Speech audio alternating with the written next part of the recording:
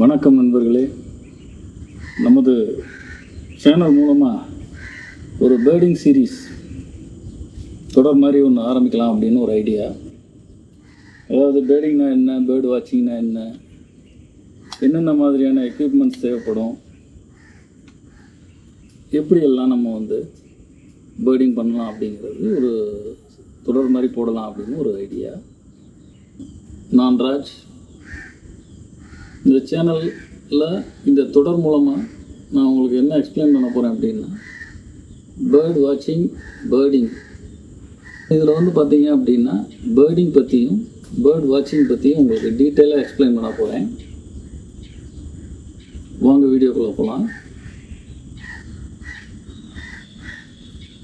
Bird வாட்சிங் அப்படிங்கிறது என்னன்னு பார்த்தீங்கன்னா, ரொம்ப சிம்பிளாக சொல்லணும் அப்படின்னா, இந்த மாதிரி ஒரு ஜன்னலில் வீட்டில் கூட எடுத்துக்கங்க, வீட்டிலையோ மாடியிலையோ இல்லை நம்ம வீட்டில் இருக்க தோட்டத்துலையோ இல்லை நம்ம இங்கேயோ வெளியில் ஒரு இடத்துல பறவைகளை நம்ம பார்த்து ரசிக்கிறது மட்டும்தான் பேர்டு வாட்சிங். எடுத்துக்காட்டாக சொல்லணும் அப்படின்னா, திடீர்னு ஊரில் ஒரு மயில் இறங்கியிருக்கு, இல்லை வேறு ஏதாவது ஒரு இனம் தெரியாத பறவை இல்லை ஒரு அழகான பறவை இருக்குது, அதாவது வலசை போகிற பறவை இல்லை மைக்ரேட்டரி பேர்ட்ஸ் அப்படின்னு சொல்லுவாங்க. அது வந்திருக்கு அப்படின்னா என்ன பண்ணுவோம், எல்லோரும் போய் பார்த்துட்டு வருவோம். எங்கே இருக்குது, அங்கே இருக்குது, இங்கே இருக்குது அப்படின்னு போய் பார்த்துட்டு வர்றது பேர்டு வாட்சிங் அப்படிங்கிற ஒரு கேட்டகரியில் இருக்கலாம். அதுலேயே கொஞ்சம் அட்வான்ஸ்டாக ஒரு சிலர் என்ன பண்ணுவாங்கன்னா, அந்த மாதிரி ஒரு பைனாகுலர்ஸ் எடுத்துக்கிட்டு சனி ஞாயிறானா பொழுதுபோக்குறதுக்காக என்ன பண்ணுவாங்கன்னா, பக்கத்தில் இருக்க காடுகள் மாதிரி உள்ள இடங்களுக்கோ இல்லை தோப்புகளுக்கோ போயிட்டு அங்கே இருக்கக்கூடிய பறவைகளை பார்த்துட்டு வருவாங்க. அது ஒரு வகையான பொழுதுபோக்கு அப்படிங்கிற மாதிரி கூட சொல்லலாம். இது பேர்ட் வாட்சிங் அப்படிங்கிற கேட்டகரியில் வரும். பேர்டிங் அப்படிங்கிறது என்னன்னு பார்த்தீங்கன்னா கொஞ்சம் ஹையர் லெவல். ஃபார் எக்ஸாம்பிளுக்கு இப்போ நான் இருக்கக்கூடிய இந்த ஏரியா பார்த்தீங்கன்னா மைக்ரேட்டரி பேர்ட்ஸ் நிறைய வரக்கூடிய இடம். ஸோ என்ன பண்ணுறேன், இப்போ ஒரு பறவையை பார்க்குறேன். அந்த பறவையை பார்த்தோன்னே அந்த பறவையோட இனம் என்ன, அதனுடைய இனப்பெருக்க வகைகள் என்ன, அதனுடைய உணவு பழக்க வழக்கம் என்ன, அதனுடைய உணவு சங்கிலியில் எந்த இடத்துல இருக்குது, இந்த மாதிரியான பல்வேறு வகையானதை நான் அப்டேட் பண்ணுறது. ஸோ அதாவது பறவை பார்த்தோம்னா அந்த பறவையோடு மட்டும் நிப்பாட்டுறதில்ல, அதை டாக்குமெண்ட் பண்ணுறது. ஃபார் எக்ஸாம்பிளுக்கு இப்போ நம்ம என் முன்னாடி கொக்கு மாதிரி இருக்குது, கொக்கு லிட்டில் ஈக்ரேட் இருக்குது. ஸோ இந்த இது என்ன பண்ணும், அது எப்படி இனப்பெருக்க காலம், எவ்வளோ நாளில் என்ன வகையான உணவுகளை சாப்பிடும், அது எந்த நாட்டிலேருந்து வருது, எந்த சீசனில் வருது அப்படிங்கிறதெல்லாம் நான் என்ன பண்ணுறது, டாக்குமெண்ட் பண்ணுறது.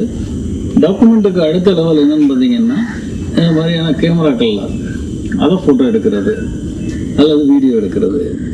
இது நெட்டில் ஒரு சில ரிசோர்ஸஸ் இருக்குது, அந்த ரிசோர்ஸஸில் அப்டேட் பண்ணுறது. ஸோ இது பேர்டிங் அப்படின்னு சொல்கிறது. ஸோ பேர்ட் வாட்சிங் அப்படிங்கிறதுக்கு நம்மளுக்கு எந்த வகையான ஒரு செலவுகள் அதிகம் தேவையில்லை. அதிகபட்சம் போனால் ஒரு பைனாகுலர். ஆனால் பேர்டர்ஸ் அப்படிங்கிறது முழுக்க அந்த பறவைகளை பற்றி ஆராய்ச்சி அப்படிங்கிறதுக்கும் கொஞ்சம் கம்மி. பறவை ஆராய்ச்சியாளருங்கிறது வேறு, பேர்டர்ஸுங்கிறது வேறு. எடுத்துக்காட்டால் இப்போ என்ன எடுத்துக்கோங்க, நான் இப்போ ஒரு ஐடி ரிலேட்டட் ஒர்க்கில் இருக்கேன். வீக் டேஸில் என்னால் கான்சன்ட்ரேட் பண்ண முடியாது. வீக்கெண்டில் நான் என்ன பண்ணுறேன், பறவைகளை பார்க்குறேன், ஃபோட்டோ எடுக்கிறேன், வீடியோஸ் எடுக்கிறேன், நெட்டில் அப்லோட் பண்ணுறேன். இது என்னுடைய ஹாபி. ஸோ இது மாதிரி ஒரு சிலருக்கு ஹாபி இருக்கலாம். ஆஹா, என் கண்ணு முன்னாடி ஒரு கிங்ஃபிஷர் போகுது. இதை எடுப்போம். கிங்ஃபிஷரை எடுத்துகிட்டு வரேன்.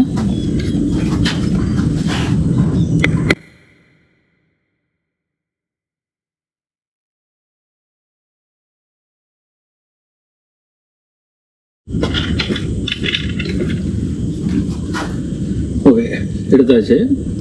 ஸோ இந்த மாதிரியான அலர்ட்னஸாக இருக்கணும், நம்ம சுற்றுப்புறத்தை பார்த்துக்கிட்டே இருக்கணும். ஓகே, ஸோ இப்போ பேர்டிங்ஸ்னா பேர்ட் வாட்சிங்னா என்னென்னு தெரிஞ்சிருச்சு, பேர்டிங்னா என்னென்னு தெரிஞ்சிருச்சு. ஓகே, இப்போ இது ரெண்டுக்கும் பேசிக்காக நம்மளுக்கு என்ன தெரியணும் அப்படின்னா, பறவைகள் அப்படிங்கிறது என்ன, பறவைகளுடைய பங்கு இந்த உலகத்துக்கு என்ன அப்படிங்கிறத பற்றி நம்ம தெரிஞ்சுக்கிறோம். பறவைகள் அப்படிங்கிறது என்னன்னு பார்த்தீங்கன்னா, கிட்டத்தட்ட எத்தனையோ கிட்டத்தட்ட ஒரு 150 160 மில்லியன் வருடங்களுக்கு முன்னால் அப்படின்னு கூட எடுத்துக்கலாமே. ஸோ 1 வருஷம் 10 வருஷம் 20 வருஷம் 100 வருஷங்கிறதே நம்மளுக்கு வந்து ஒரு மிக நீண்ட காலமாக தெரியுது. கிட்டத்தட்ட இது ஒரு 150 மில்லியன் வருடங்களுக்கு முன்னால் இருந்த டைனோசர்ல இருந்து பரிணாம வளர்ச்சி பெற்று, ஏன்னா டைனோசர் அழிஞ்சிருச்சு, அதுல இருந்து பரிணாம வளர்ச்சி பெற்று கொஞ்சம் கொஞ்சமாக மாறி இப்போ உள்ள பறவைகளாக வந்திருக்கு அப்படிங்கிறது வந்து சயின்டிஸ்டோட, என்னோடது கிடையாது, சயின்டிஸ்டோடைய கருத்து. ஸோ இதில் வந்து பார்த்தீங்கன்னா பறக்கக்கூடிய பறவைகளும் நிறைய இருக்குது, பறக்கவே முடியாத பறவைகளும் இருக்குது. சரியா? அடுத்தது வந்து பார்த்தீங்கன்னா அந்த உலகத்தில் கிட்டத்தட்ட 10,000க்கும் அதிகமான பறவை இனங்கள் இருக்கிறதா சொல்கிறாங்க. உங்களுக்கு எக்ஸாக்ட் கவுண்ட் தெரிஞ்சதுன்னா கமெண்டில் சொல்லுங்கள். இல்லைன்னா அடுத்த எபிசோடில் வந்து நான் உங்களுக்கு இதை சொல்கிறேன். ஸோ இந்த பறவைகள் தான் வந்து பார்த்திங்கன்னா, அதாவது டைனோசர்லேருந்து வந்தது பல்வேறு வகையான அளவுகளில்.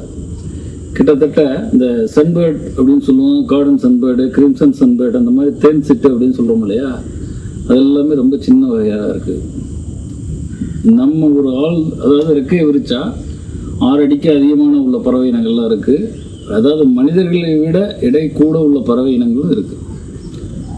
ஸோ பல்வேறு வகையான அளவுகளில், பல்வேறு வகையான நிறங்களில், பல்வேறு வகையான கால சூழ்நிலைக்கு ஏற்ப பறவை இனங்கள் வந்து இந்த உலகத்தில் நீக்கமர நிறைந்திருக்கு. ஸோ அந்த பறவைகளுடைய முக்கியமான பயன்பாடு அப்படிங்கிறது என்னன்னு பார்த்தீங்கன்னா, முதல் காரணம் வந்து பார்த்தீங்கன்னா விதை பரவல். இந்த பறவை இனங்கள் மூலமாக, ஒரு சில பறவை இனங்கள் மூலமாக இந்த இடத்துல, ஒரு குறிப்பிட்ட இடத்துல இருக்கக்கூடிய தாவர வகைகள் வந்து வேறு இடத்துக்கு பரவுது. அடுத்தது வந்து பார்த்திங்கன்னா ஒரு சில பறவை இனங்கள் வந்து தாவரங்களுடைய மகரந்த சேர்க்கை அதுக்கும் பயன்படுது. அடுத்தது வந்து பார்த்திங்கன்னா நம்ம வயல்வெளிகளில் இருக்கக்கூடிய சின்ன சின்ன புழு பூச்சிகள் இதெல்லாமே சாப்பிட்டு அதை க்ளீன் பண்ணக்கூடிய உழவர்களின் தோழனாகவும் ஒரு சில பறவைகள் இருக்கு. ஸோ இதுதான் வந்து பறவைகளுடைய பயன்பாடுகள். ஸோ இத்தகைய பறவைகளை வந்து நம்ம வந்து அழிக்காமல் பாதுகாக்கணும் அப்படிங்கிறது வந்து நம்மளுடைய குறிக்கோளாக இருக்கணும். அதாவது நம்மளால ஒரு பறவை அழியக்கூடாது, பறவைகளை காப்பாற்ற. ஏன்னா நிறைய பறவை இனங்கள் வந்து இப்போ அழிஞ்சுக்கிட்டு வரக்கூடிய சூழ்நிலைகளில் இருக்குது. எடுத்துக்கிட்டால் உங்களுக்கே தெரியும், சிட்டுக்குருவி வந்து இந்தியாவில் ரொம்ப வேகமாக அழிஞ்சிக்கிட்டு வருது அப்படின்றது. காரணம் என்னன்னு பார்த்தீங்கன்னா, அதுக்கான, ஏன்னா முன்னாடி வந்து வீடுகள்லாம் வந்து கூடு கட்டும், இப்போ வீடுகள்லாம் வேறு மாதிரியான அமைப்புகளில் போயிடுச்சு. அப்போ முன்னாடியெல்லாம் ஓடு வீடு, கூரை வீடு, இந்த மாதிரி நிறைய இருக்கும், அதில் கூடு கட்டும். இப்போ எல்லாம் எல்லாமே கான்கிரீட் வீடாகிடுச்சு. கூடு கட்டுவதற்கான அதற்கான ஒரு அமைப்பு இல்லை. இன்னொன்று வந்து செல் ரேடியேஷன்ஸ் சொல்கிறாங்க. இந்த மாதிரியான பல்வேறு காரணிகளால் பல்வேறு வகையான பறவை இனங்கள் அழிவின் நிலையில் இருக்கிறது. பறவைகள் வந்து நம்மளுடைய சுற்றுப்புறத்தை வந்து சுத்தமாகவும் வச்சிருக்கு. உழவர்களுக்கெல்லாம் வந்து ஹெல்ப் பண்ணுது. இது வரைக்கும் இந்த ஃபஸ்ட்டு எபிசோடு போகுதுன்னு நினைக்கிறேன். அடுத்த எபிசோடில் வந்து அடுத்து உங்கள்கிட்ட ஒரு கேள்வி. இந்த உலகத்தில் உள்ள நாடுகளில் எந்த நாட்டில் அதிகமான பறவை இனங்கள் இருக்குது, எவ்வளவு இருக்குது? இந்த 2 கேள்விக்கும் கமெண்டில் சொல்லுங்கள். அடுத்த எபிசோடில் வந்து உங்களுக்கு அதுக்கான பதில் நான் சொல்கிறேன். அடுத்த எபிசோடில் வந்து என்னென்ன மாதிரியான கியர்ஸ் நான் யூஸ் பண்ணுறேன், என்னென்ன மாதிரியான கியர்ஸ் வந்து நம்ம யூஸ் பண்ணலாம், பேசிக்காக வந்து நம்மளுக்கு பேர்டிங்க்கு வந்து என்னென்ன மாதிரியான ரிசோர்ஸ் நம்மளுக்கு தேவைப்படும். எடுத்துக்கிட்டால் வந்து பார்த்திங்கன்னா பறவைகளை பற்றி தெரிஞ்சுக்கணும்னா எப்படி நம்ம தெரிஞ்சுக்கலாம். எடுத்துக்கிட்டால் நிறைய வெப்சைட் இருக்குது. இப்போ ChatGPT இது மாதிரி AI நிறைய வந்துருச்சு. அடுத்து ஒரு பறவைகளை பார்க்குறோம், ஃபோட்டோ எடுத்துட்டோம், அது என்ன பறவைன்னு தெரியல, கூகுள் லென்ஸை யூஸ் பண்ணி அது என்ன பறவைங்கிறத தெரிஞ்சுக்கலாம். அடுத்து ChatGPTயோ இல்லை வேறு ஏதாவது AI மூலமாகவோ அதனுடைய ஃபுல் டீட்டெயில்ஸ் வந்து நம்ம படிக்கலாம். அதுக்கடுத்து eBird அப்படின்னு சொல்லிட்டு ஒரு வெப்சைட் இருக்குது. அதை தனியாகவே ஒரு எபிசோடாகவே போட போகிறேன். அந்த எபிசோடில் வந்து நம்ம என்னென்ன பறவைகள் பார்த்துருக்கோம் அப்படிங்கிறதெல்லாம் டீட்டெயிலாக நம்ம வந்து என்ன பண்ணலான்னு கேட்டிங்கன்னா,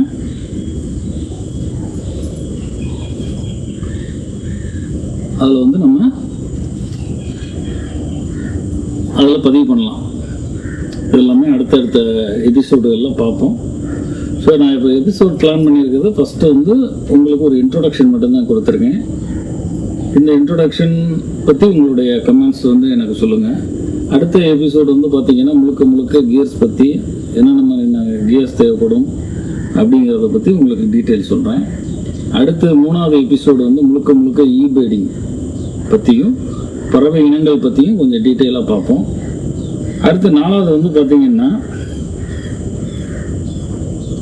எப்போல்லாம் நம்ம பறவைகள் பார்க்கலாம், பறவைகளை வந்து பேர்டிங்ஸ் எப்போ எந்த மாதிரியான மைக்ரேட்டரி சீசன்ஸ் என்னென்ன இருக்குது அப்படிங்கிறது நான் இருக்க சிங்கப்பூரில் உள்ளதை பற்றி உங்களுக்கு டீட்டெயிலாக சொல்கிறேன். தேங்க்ஸ் ஃபார் வாட்சிங். உங்களுக்கு பிடிச்சிருந்ததுன்னா கமெண்ட் பண்ணுங்கள், சப்ஸ்கிரைப் பண்ணுங்கள், ஃப்ரெண்ட்ஸுக்கு ரெக்கமெண்ட் பண்ணுங்கள். நன்றி, வணக்கம்.